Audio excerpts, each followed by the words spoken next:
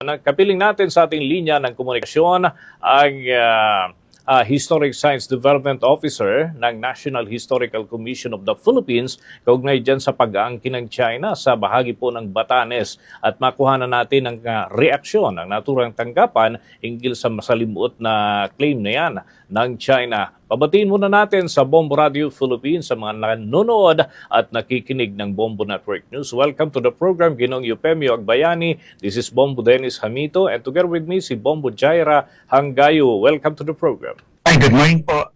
Naririnig na po ako? Malinaw na po. Okay, unang-una, nais po maraming naming maitanong, ano yung naging reaction po ninyo bilang tugon doon sa claim ng China na bahagi raw pala ng kanilang orihinal na teritoryo ang Batanes. Gayong mula nung ipinanganak tayo hanggang sa panahong ito, alam natin ang Batanes ay bahagi ng Pilipinas at probinsya ng ating bansa. Any comment to that, Ginoong Agbayani? Nabahala po tayo doon sa nabalitaan po natin na claim ng ilang scholars sa China na bahagi daw ng China or bahagi daw ng Taiwan ang Batanes. Precisely dahil sa binanggit nyo nga po na noon pa man, since 1783, part na ng Pilipinas ang Batanes. At even before that, wala namang evidence na sinakop yan o nagkaroon ng presensya ng pamahalaang Chinese doon sa lugar na iyon. Nabahala din tayo because hindi ito ang unang pagkakataon na mayroong mga piling mamamayan mula sa China na nagsasabi na mayroong parte ng Pilipinas na very very obvious at non-disputed na inaangkin nila. Kung matatandaan natin last year, ang ginawa naman nila ay sabihin ang Palawan ay parte ng China, which is very absurd dahil integral part ng Pilipinas ang Palawan. Okay. Para ho sa kabahatiran ng ating mga nanonood at nakikinig, ano yung, kumbaga isang bagsakan na lang, ano yung pinakamalinaw na katunayan na sa Pilipinas talagang Batanes at hindi kailanman parte ng China maliban doon sa mga nailahad na mga impormasyon na ating nababasa na karaniwan, Ginoong Agbayani? Ang pinakamalaking patunay na ang Batanes ay sa Pilipinas ay yung mga Ivatan dahil marami silang pagkakataon after 1783, nag-akla sila laban sa pamahalaang Espanyol, pero pinili pa rin nila maging bahagi ng Pilipinas. Sabi nga po nung kanilang congressman doon, no, na ang mga Ivatan ay Pilipino, ang Batanes ay sa Pilipinas. At marami pong supporting na documents na magpapatunay na ang mga Ivatan has always chosen to be part of the Philippines. Dun po sa listahan ng mga delegado sa Malolos Congress, mayroon pong delegadong inihalal ng mga Ivatan para maging kanatawan nila. Mayroon din pong Jefatura Provincial noong panahon ng Revolusyon. So hindi lamang po ito, yung mga Espanyol pumunta dyan tapos pinilit ang mga Ivatan na maging bahagi ng Pilipinas. Kusa din silang pinili na maging bahagi ng Pilipinas noong panahon ng Himagsikan, noong panahon ng World War II. Yung binabanggit din yung mga so-called scholars na ito na dapat binalik daw ng Japan sa China yung Batanes noong World War II. Paano iyon? Matagal nang ina-administer ng pamahalang Amerikano after the Treaty of Paris, after the fall of the First Republic. Matagal nang pinapamahalaan ng mga Amerikano yung Batanes naman. At nung World War II, nung nagtatag ang Japan dito ng Second Republic, parte din ang Batanes noon. So anong ibabalik ng Japan sa China?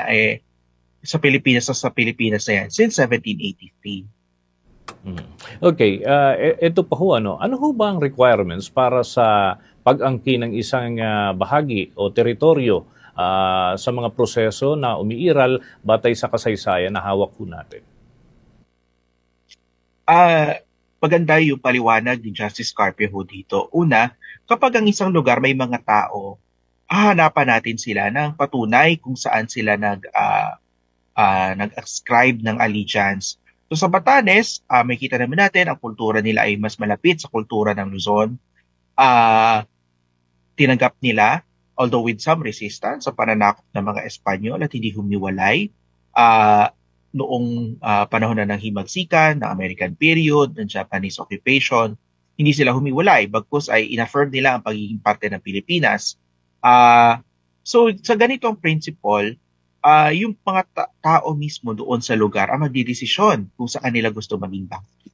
Nangyari din yan sa Islas Palmas sa bandang south ng ating bansa, no, na kung titusin, napakalapit ito sa Pilipinas, pero dahil yung mga taga roon ay pumirma or nag-signify na sila ay gusto maging or na tinatanggap nila pananakop ng mga Dutch sa kanilang lugar, naging part sila ng Dutch East Indies na naging Indonesia.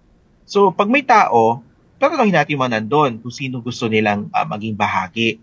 Pag walang tao, saka ngayon mag-ooperate yung mga international law patungkol doon sa sino ba ang unang nakakita, sino ang unang documented na nag-claim ng lugar na iyon, sino may pinakamalakas na claim, at yun naman ang nag-ooperate sa Bajo de Masinloc at saka sa Kalayaan Island Group, no? Na wala kasing permanent civilian population until very recently. Tayo yung unang naglagay dyan ng mga taong permanenteng nakatira sa Pag-asa Island in the 1970s nung binuo yung Kalayaan Municipality. So yun po, tanongin din natin yung mga taga roon saan nila gusto maging bahagi. At based on the evidence that we see, gusto ng mga Ivatan na maging Pilipino. At dahil dito, ina-affirm nila na ang Batanes ay sa Pilipinas. Ayan. Okay. Sa ibang mga katanungan na Bombo Jaira Hangayo, aking pong katandem, please go ahead. Okay, sir. Bukas, July 12, we will celebrate the 10th anniversary ng Arbitral Award. May naitayo na po bang monument o anumang physical symbol sa West Philippine Sea kaugnay ng makasaysayan nating tagumpay sa Permanent Court of Arbitration? In the longer scheme of things kasi 10 years is still short sa pananaw ng NHCP. But if the people of Kalayaan Island Group or if the people of Bajo de Masinloc will request it, we will consider if we're going to put a historical marker or a monument. So ngayon po, nangunguna sa pagunita ng 10th anniversary ng ating Arbitral Tribunal Award ay ang Department of National Defense at ang Department of Foreign Affairs, and they're doing a very good job at promoting our rights in the West Philippine Sea. At nadagdagan pa nga trabaho nila pati at north of the Philippines, kailangan na rin nating i-assert yung ating ownership. And the NHCP is very willing and able and ready to assist the rest of the government in informing our people about the historical basis of our rights in the West Philippine Sea. Sa katunayan nga po, ongoing po yung ating serye ng traveling exhibits para ipakita sa ating mga kababayan yung pamumuhay ng ating mga kababayan sa West Philippine Sea, yung ating pag-asa sa gitna ng kalayaan. And we are very vocal also kapag mayroon po nagpapakalat ng fake news tungkol sa West Philippine Sea, ay sinusopla po natin ito. Okay, that's good. And now, bilang nasa hanay ng mga tagapagtaguyod ng kasaysayan, ano po yung nais ninyong maging laman naman ng State of the Nation Address ni Pangulong Marcos Jr. kaugnay sa mga pulisiya ukol sa sarili nating kasaysayan, edukasyon, at mga kaakibat nitong paksa, sir?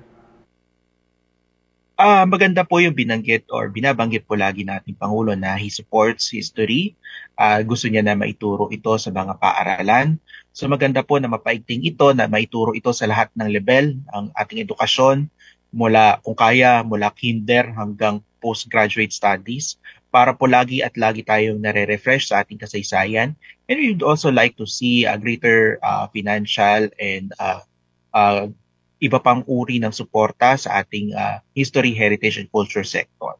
Malaki na po ang na-allocate na ating pambansang pamahalaan tungkol dyan. But of course, we could appreciate a lot more para po mas marami po tayo magawa sa larangan po ng pagpoprotect ng ating mga historic structures, sa pag-acquire at pag-preserve ng mga dokumento at larawang makasaysayan. And at iba pa pong mga gawain that will enable us to preserve our history for the future generations.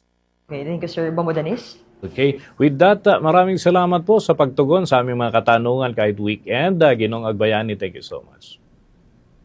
Maraming salamat din po at happy 10th anniversary ng arbitral ruling bukas. Mga kabombo at mga ka-Star Nation, nariyan ang atin pong nakapanayam live via Zoom si Ginong Eupemio Agbayani III, Historic Science Development Officer ng National Historical Commission of the Philippines tungkol dun sa matatag na paninindigan ng ating bansa ukol sa pagiging bahagi ng ating nasyon nitong Batanes at pati na yung sa arbitral award na 10 taon na anibersaryo ho bukas mga kabombo at mga ka-Star Nation.